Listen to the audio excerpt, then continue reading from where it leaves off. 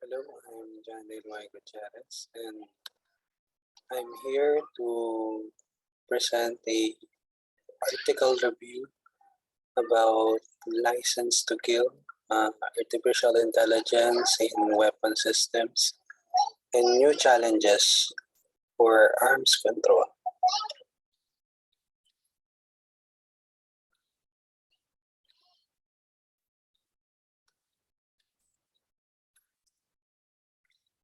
So this would be my presentation overview, the author insight, views, and analysis.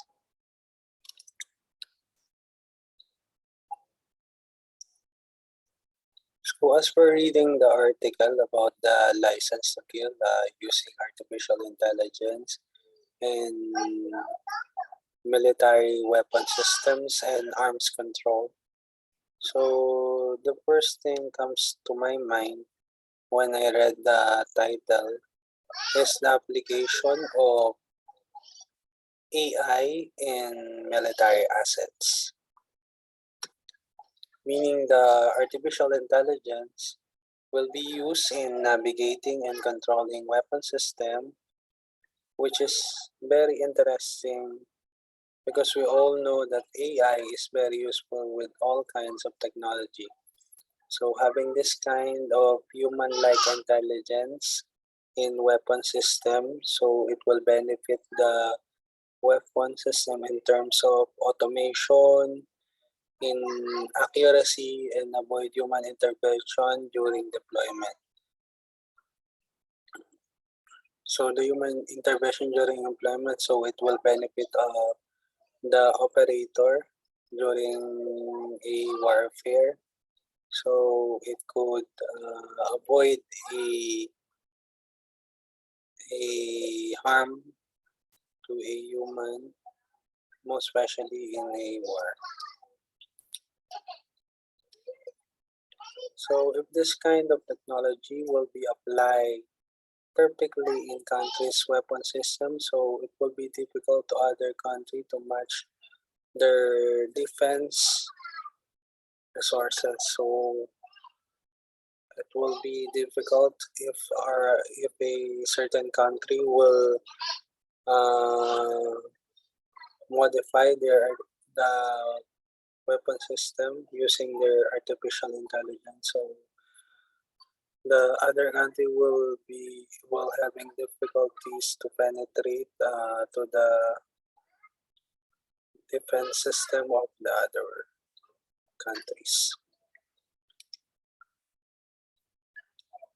So my views. After reading the article, I realized that the consideration of using artificial intelligence or AI in weapon system and arms control is very critical in country. So the government should always consider the pros and cons that directly impact their people.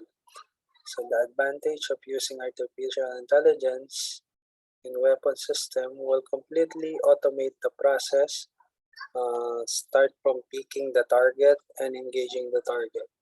So it also have a disadvantage is when it can hardly identify the target and can possibly attack the enemy or the civilian. So it could possibly attack the enemy or the civilians if the weapon system is not correct, is not completely configured.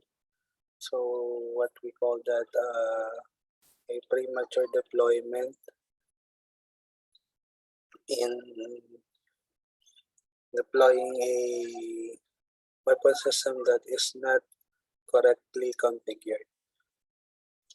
So the article also discuss about the lethal autonomous weapon system or the LOS, which completely automate the process of targeting cycle, which is the targeting cycle has five process. So the first one is to find, to fix, to track, to select, and engage. For short, LOS can independently select a target, attack, and kill. So in my opinion, it is really good for weapons to fully automated, but again, the disadvantage is the target identification. If it is not fully configured, it can harm civilians. So to summarize my views, I think that the consideration of artificial intelligence in weapon systems and arms control is really a very good addition in weapon system and in our national security and defense. But we need to set standards, consider the cons, provides limitations, and also consider the transparency of all functions. So if we can include all the parameters, I think we can overcome the danger of application of AI in warfare. So analysis. As per reading the article, USA had the most funds for defense expenditure, and seeing the Philippines, we are not even in the top countries that spend time in weapon systems. So using artificial intelligence in military weaponry, specifically in Asia and our country, we can increase our confidence in our national security so that other countries will not able to bully their ways in our territory. And if we can successfully apply the use of artificial intelligence, we can also defend our territorial claim, especially the issue in Scarborough Shoal, where China is claiming that that part of our country is owned by them. But again, one of the main reason why we cannot apply the modernization in our military defense is the funds and resources. So if you will notice the funds allotted for military modernization is really not enough to support our armed forces. And if you will notice also the news that if we buy some military assets like planes, helicopters, and frigates, it's usually acquired and used by other countries for short or what we call that second hand, but already modified, but it is a second hand resources or assets. Having enough fund for artificial weapon system will definitely boost the morale of the Philippine military defense in protecting our country in the ASEAN region.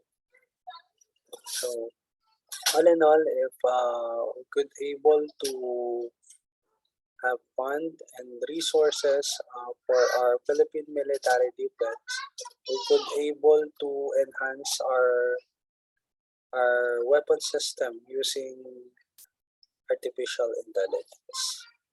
So that would be all of my presentation. Thank you and God